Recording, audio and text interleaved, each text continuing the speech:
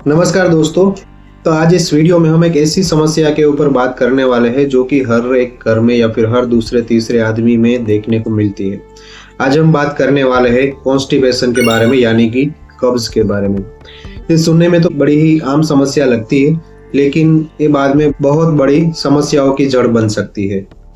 तो आज इस वीडियो में हम जानेंगे कि कॉन्स्टिपेशन यानी कि कब्ज को हम कोई भी दवाई के बिना आसान घरेलू नुस्खे से कैसे ठीक कर सकते हैं। तो आज इस वीडियो में मैं कैसी होम रेमेडी बताने वाले हैं जो कि नेचुरल भी है, आयुर्वेदिक भी है और आप घर पर भी इसे बना सकते हो और पूरी तरीके से सेफ भी है और ऑथेंटिक भी है। कई सालों से लोग इसे इस्तेमाल करते आ रहे हैं और उसके रिजल्ट भी बहुत ही अच्छे हैं।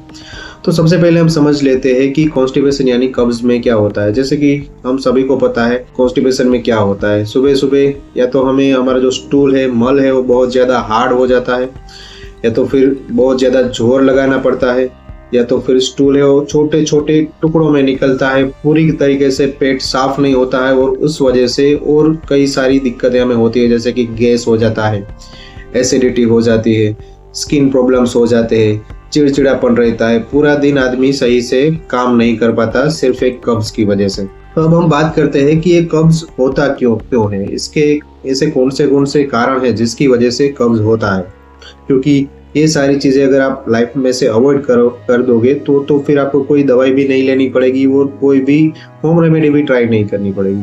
तो सबसे पहले हम कारण जान लेते हैं कि क्यों कब्ज होता है। तो सबसे बड़ा जो कारण है वो है हमारे बॉडी में फाइबर की कमी। अगर हम डाइट में फाइबर रिच डाइट नहीं लेते हैं, जैसे कि फल सब्जियां, हरे पत्तेदार सब्जियां या फिर कच्ची सब्जियां हम नहीं खाते हैं, या फिर दालें नहीं लेते हैं, साबुत अनाज नहीं लेते हैं, तो हमारे बॉडी में, हमारे डाइट में फाइबर की कमी रहेगी और उस वजह से हमारी जो स्टूल है, हमारा जो मल है, वो बहुत ज़्यादा हार्ड हो जाएगा और हमें कॉन्स्टिपेशन हो सकता है।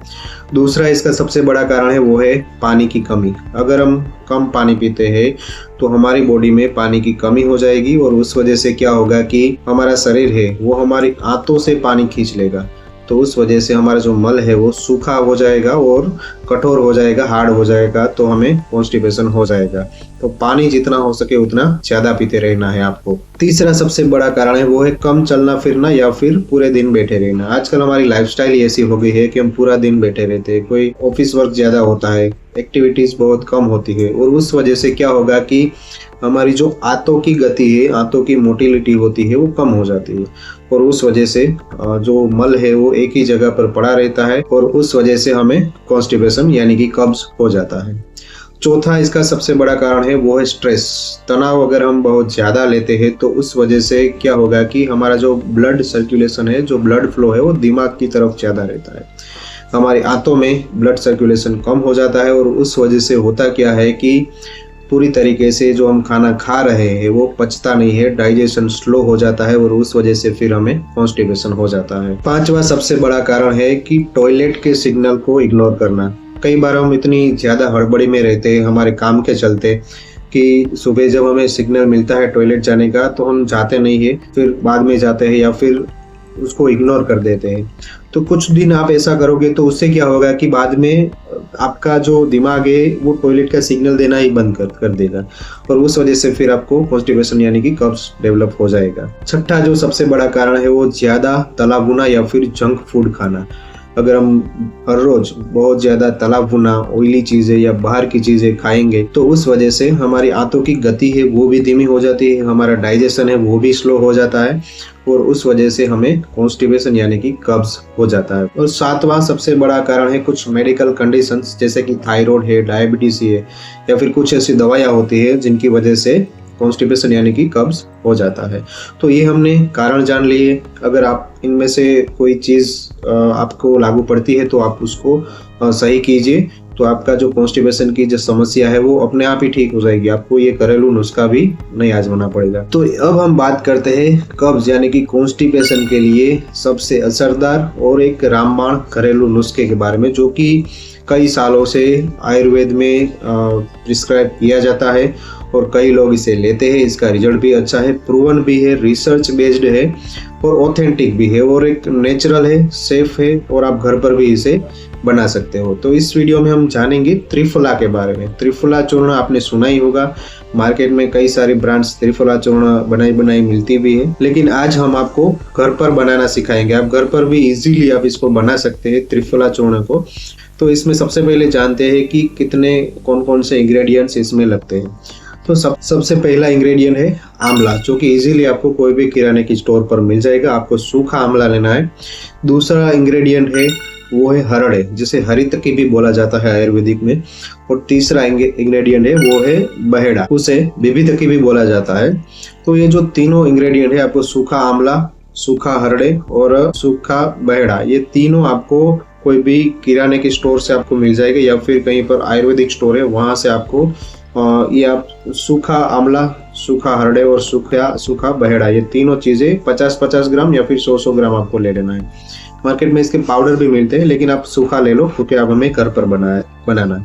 तो अब हम जानते हैं कि इसको कैसे बनाना है। तो सबसे पहले तो ये तीनों चीजें हमें मार्केट से ले लेनी है, किराने की स्टोर से या फिर आयुर्वेदिक की स्टोर से। तीनों की मात्रा सेम रहनी चाहिए। घर पर लाकर इसे अच्छे से हमें वॉश कर देना है और फिर सुखा देना है थोड़ी देर, 1-2 घंटे तक आपको धूप में उसे सुखा देना है। उसके बाद तीनों को एक साथ मिक्सर में मिलाना है, क्योंकि अलग अलग से हम अगर पाउडर बनाते हैं तो फिर हम अच्छे से मिक्स नहीं कर पाएंगे। इसीलिए तीनों की सेम क्वांटिटी हमें मिक्सर में डालकर उसका पाउडर बना लेना, एकदम बारीक पाउडर। तो ये हमारा बन गया त्रिफला चूर्ण। अब इसको लेना कैसे, तो आपको हर रोज रात को सोने से आधा घंटा पहले आपको 1 गिलास गुनगुने पानी में 1 चम्मच जितना ये पाउडर मिला लेना है और उसके बाद उसको पी लेना है। ऐसा आप हर रोज करते हो तो लगभग 3-4 दिन में तो इसका इफेक्ट आना चालू हो जाएगा और 4-5-6 दिन के अंदर तो ये जो आपकी हैबिट है वो भी सुधार देगा। यानी कि सुबह पहले आपको टॉयलेट नहीं लगती थी तो वो एक हैबिट भी बन जाएगी, सुबह आपको टॉयलेट लगेगी। क्यों इतना असरकारक है, क्यों ये इतना इफेक्टिव है, इसके बारे में बात करते हैं। क्योंकि ये जो त्रिफला चूर्ण है, इससे हमारी आंतों की मोटिलिटी है वो प्राकृतिक रूप से नॉर्मल हो जाती है। जो सख्त मल है वो नरम हो जाता है। हमारा पेट है, इससे ये डिटॉक्स होता है, यानी कि पूरी गंदगी निकल जाएगी। और मैंने जैसे बोला 5-7 दिन में आपकी हैबिट ही बन जाएगी, सुबह उठकर आपको टॉयलेट लगेगी और पूरा पेट एकदम से साफ हो जाएगा। और लगातार आप यूज करते हो तो आपकी कॉन्स्टिपेशन की, कब्ज की समस्या है वो पूरी तरीके से ठीक हो जाएगी। हम बात करते हैं कि किन लोगों को लेने से पहले थोड़ा ध्यान रखना चाहिए। तो अगर आपको पहले से डायरिया है तो आपको नहीं लेना है। अगर आप प्रेग्नेंट लेडी हो तो आपको डॉक्टर की सलाह से ही लो, या फिर आपको पहले से कोई बड़ी गंभीर बीमारी है जैसे kidney disease, liver disease, heart disease है, आपको पहले से बहुत सारी दवाइयाँ चालू है, तो फिर अपने डॉक्टर को कंसल्ट करके ही आप ये जो त्रिफला चूर्ण है वो ले। तो आशा करता हूँ दोस्तों कि आपको वीडियो में कुछ अच्छी इंफॉर्मेटिव जानकारी जानने को मिली होगी। अगर आपको भी कॉन्स्टिपेशन है या कब्ज है तो ये नुस्खा जरूर इस्तेमाल करना, बहुत ही इफेक्टिव है और अच्छा रिजल्ट देने वाला है। तो मैं मिलता हूँ आपसे अगले वीडियो में, तब तक हेल्दी रहिए, फिट रहिए और मस्त रहिए।